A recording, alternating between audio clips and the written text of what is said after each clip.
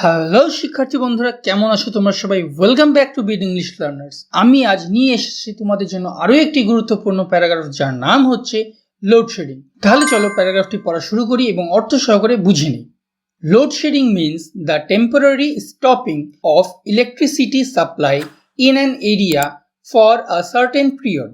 অর্থাৎ লোডশেডিং বলতে নির্দিষ্ট সময়ের জন্য কোনো এলাকায় বিদ্যুৎ সরবরাহ বন্ধ থাকাকে বোঝায়। It is a common problem in many developing countries like Bangladesh. বাংলাদেশের মতো অনেক উন্নয়নশীল দেশে এটি একটি সাধারণ সমস্যা। Load-shedding mainly happens because the demand for electricity becomes higher than the production. অর্থাৎ লোডশেডিং মূলত তখনই হয় যখন বিদ্যুতের চাহিদা উৎপাদনের চেয়ে বেশি হয়ে যায়। Sometimes technical faults and misuse of electricity also cause this problem. কখনো কখনো প্রযুক্তিগত ত্রুটি এবং বিদ্যুতের অপব্যবহারও এই সমস্যার কারণ হয়। Load shedding creates great suffering in our daily life.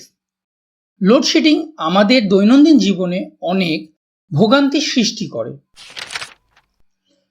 Students cannot study properly during power Katz, specially at night. বিশেষ করে রাতে বিদ্যুৎ না থাকলে শিক্ষার্থীরা ঠিকমতো পড়াশোনা করতে পারে না।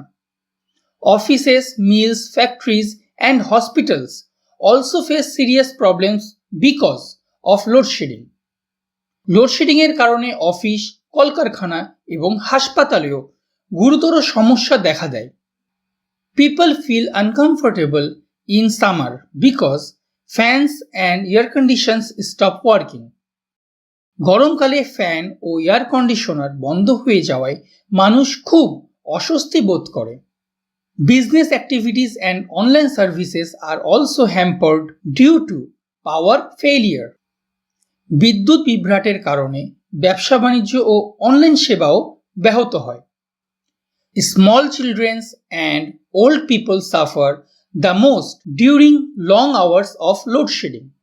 দীর্ঘ সময়ের লোডশেডিংয়ে ছোট্ট শিশু ও বয়স্ক মানুষ সবচেয়ে বেশি কষ্ট পায়।